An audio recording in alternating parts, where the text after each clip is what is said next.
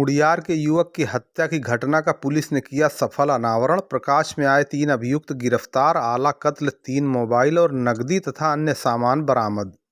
दिनांक 19 सितंबर 2022 को सरफराज अहमद पुत्र शाह मजूमदार अहमद ग्राम मुड़ियार, थाना फूलपुर, जनपद आजमगढ़ के भाई आदिल उर्फ शाहबाज, जो प्रॉपर्टी डीलर का काम करता था, गाड़ी से घर से निकला और रात में वापस नहीं आया।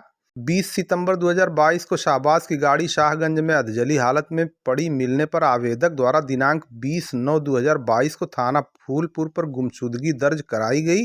गुमशुदगी के आधार पर मोबाइल नंबर का सीडीआर निकालकर सर्विलांस टीम की मदद से सीडीआर का अवलोकन करके लोकेशन के आधार पर थाना क्षेत्र के आने जाने के विभिन्न संभावित रास्ते के लगभग 45 सीसीटीवी कैमरों का अवलोकन किया गया, जिसमें गाड़ी छिपते छिपाते जाते हुए दिखाई दे रही थी। गाड़ी छोड़े जाने मिलने के स्थान के आसपास लोगों से जानकारी किया गया तो गाड़ी लगभग रात 2 बजे के आसपास घटना स्थल पर छोड़ा जाना बताया गया। सीसीटीवी कैमरे के फुटेज के आधार पर और मोबाइल लोकेशन के आधार पर और जांच से इस बात की पुष्टि हुई कि आदिल उर्फ शाहबाज की हत्या हुई है, जिसके आधार पर उक्त गुमशुदगी को तरमीम करके मुकदमा अपराध संख्या 327/22 धारा 302, 201 भारतीय दंड विधान बनाम करण सोनकर पुत्र राकेश सोनकर निवासी मुड़ियार रोड, कस्बा फूलपुर, निसाल बिंद पुत्र रामलखन बिंद निवासी फूलपुर देहात, थाना फूलपुर, और शैलेश प्रजापति पुत्र रामचंद्र प्रजापति निवासी फूलपुर देहात, थाना फूलपुर के पंजीकृत किया गया, जिसकी विवेचना प्रभारी निरीक्षक फूलपुर द्वारा ग्रहण कर विवेचना शुरू की गई।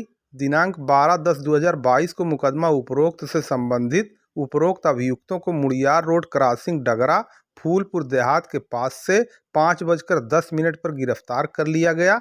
गिरफ्तारी के बाद अभियुक्तों के बयान के आधार पर अभियुक्तों ने घटना को स्वीकार करते हुए घटना के क्रम को बताया गया, जो सीसीटीवी फुटेज और मोबाइल के लोकेशन से मेल खा रही थी। अभियुक्तों के द्वारा बताया गया कि घटना स्थल को निर्धारित करते हुए घटना स्थल का निरीक्षण किया गया। घटना स्थल से मृतक के पहने हुए कुर्ते के फटे हुए जेब का टुकड़ा और खून से लथपथ कपड़ा बरामद किया गया। अभियुक्तों की निशानदेही पर आला कत्ल शटर खोलने का हैंडल लोहे का खूना लूद बरामद किया गया। उक्त बरामदगी और बयान के आधार पर मुकदमा हाजा में धारा 404/34 भारतीय दंड विधान की भी वृद्धि की गई। गिरफ्तार अभियुक्तों ने बताया कि दिनांक 19/9/2022 को हम तीनों लोग रात करीब 9 बजे क्रॉसिंग के पास खड़े थे तो फूलपुर की तरफ से शाहबाज उर्फ आदिल अपनी गाड़ी लाल रंग senate car number UP 50 BQ 9789 से आकर तीनों लोगों के पास रुका और अपनी गाड़ी में बैठा लिया। पूर्व परिचित होने के नाते हम लोग गाड़ी में बैठ गए। जैसे ही लोहिया बालिका विद्यालय से सटे रोड की तरफ मोड़ कर गाड़ी रोक दिया और 200 रुपया दिया शैलेश से एक अद्धा दारू की बोतल और पानी मंगवाया।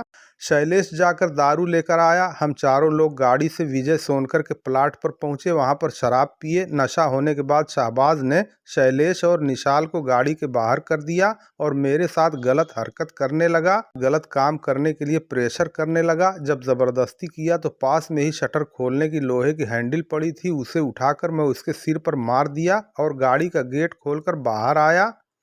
शाहबाज भी बाहर आया और वहीं पर मुझसे मारपीट करने लगा और गिर गया। मैं कई बार सिर पर किया और खींचकर गाड़ी में हम तीनों लोग ले जाने लगे तो उसके कुर्ते का जेब फट गया। हम लोग गाड़ी में बैठा लिए। शाहबाज बेहोश हो गया। तब हम लोग योजना बनाकर उसको निपटाने की सोचकर बारी बारी से शटर वाले हैंडल से वार किए और वह लहूलुहान हो गया। निसाल गाड़ी चलाने लगा। हम लोग छिपते छिपाते योजना के मुताबिक गाड़ी समेत शव को लेकर इमिलिया घाट भरौठी सुल्तानपुर गोमती नदी पर पहुंचे। वहां चेक किया गया तो निशान मिटाने के लिए शाहबाज के पहने हुए कुर्ते की तलाश लिए तो जेब से नकदी रुपया मिला, जिसे हम लोग गिने तो कुल 26,000 रुपया था। शव को गाड़ी से निकालकर पुल से नदी के बीच धारा में फेंक दिया गया।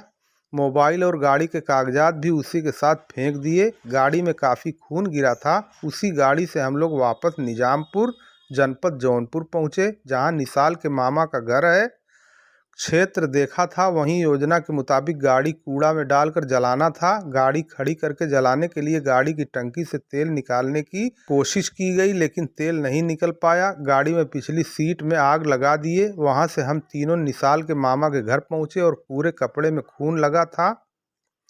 मामा को दूसरी कहानी बताकर कपड़ा धुले और मामा से हाफ पैंट टी शर्ट लेकर पहन लिए। थोड़ी देर में सवेरा होने पर मामा के साथ शाहगंज आए और वहां पर बस स्टैंड के पास गारमेंट की दुकान से कपड़ा खरीदे और वहीं कपड़ा पहनकर मामा को वहीं से वापस कर दिए और आगे रेलवे क्रॉसिंग के पास दीवाल के पास गिट्टी की तरफ पॉलीथीन से भरे कपड़े को फेंक दिया गया और हम लोग घर चले आए। शाहबाज से मिले पैसे में शेष पैसे खर्च हो गए, खून से लगा नोट ही बचा है। तीनों अभियुक्त द्वारा बताए गए अपराध क्रम में गुमशुदा व्यक्ति शाहबाज की हत्या कर शव को छिपाने के उद्देश्य से नदी के पुल से पानी के तेज बहाव में फेंक दिए जाने और गाड़ी को जलाकर साक्ष्य नष्ट करने की पुष्टि पर और मृतक के पास से 26,000 रुपया निकाल लेने के संबंध में भारतीय दंड विधान की धारा 302, 201, 404/34 का दंडनीय अपराध पाते हुए शाम 5:10 पर हिरासत पुलिस में लिया गया। गिरफ्तार और बरामदगी करने वाली पुलिस टीम में प्रभारी निरीक्षक अनिल कुमार सिंह, थाना फूलपुर, जनपद आजमगढ़, विवेचक मैं हमराह सर्विलांस टीम आजमगढ़ शामिल रहे।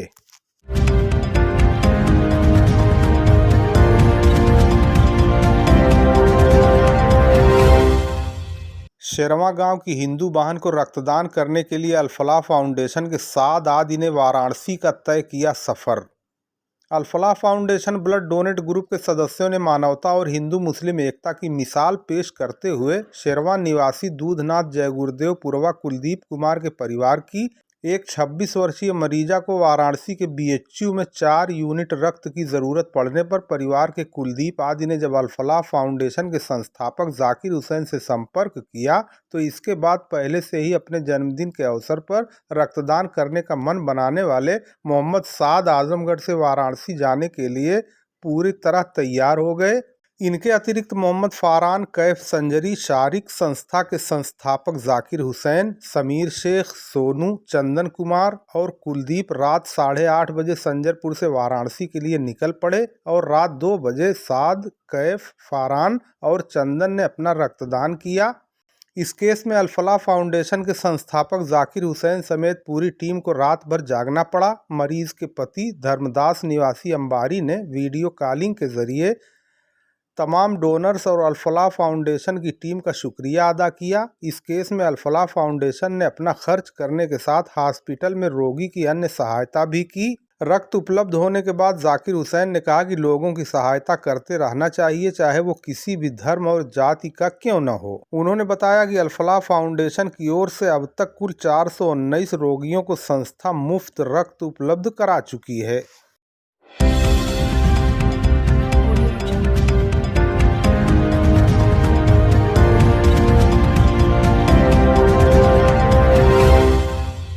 बहादुरपुर रामलीला में राम जन्म और दशरथ विश्वामित्र संवाद देखकर मंत्रमुग्ध हुए लोग, तालियों से गूंजा पंडाल।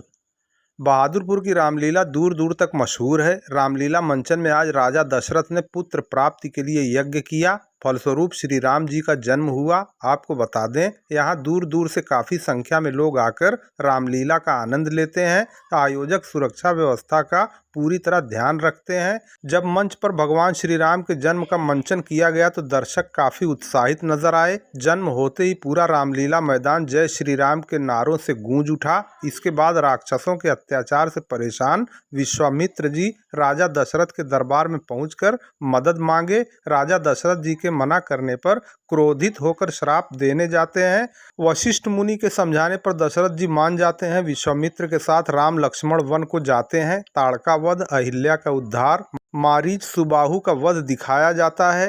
दशरथ का अभिनय विजयी राय, वशिष्ठ मुनि का अभिनय अमित शर्मा, राम का अभिनय विशाल तिवारी, लक्ष्मण का अभिनय कृष्णा शर्मा, विश्वामित्र का अभिनय प्रिंस राय, शिंगी ऋषि का अभिनय कमल त्रिपाठी, ताड़का का अभिनय सत्यम राय, मारीच सुबाहु का अभिनय आकाश राय और सोनू गुप्ता ने किया। मंच का संचालन अमित राय बबलू और कामिक सम्राट सुरेंद्र राय ने किया।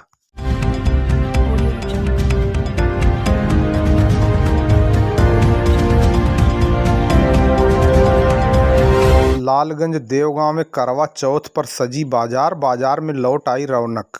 लालगंज और देवगांव आदि के साथ क्षेत्र की बाजारों में करवा चौथ को लेकर आज रौनक लौट आई। बाजार में काफी सजावट की गई और ज्वेलरी, चूड़ी और कपड़ा की दुकान पर महिलाओं की काफी भीड़ नजर आई। बाजार में नए किस्म के आभूषण और चूड़ियां भी दिखाई दिए और सुहागिनों ने खरीदारी करके बाजार में रौनक पैदा कर दी और बाजार पूरी तरह गुलजार हो गई। आज करवा चौथ का व्रत है और महिलाओं ने खूब जमकर खरीदारी की, जिससे बाजार में रौनक लौट आई।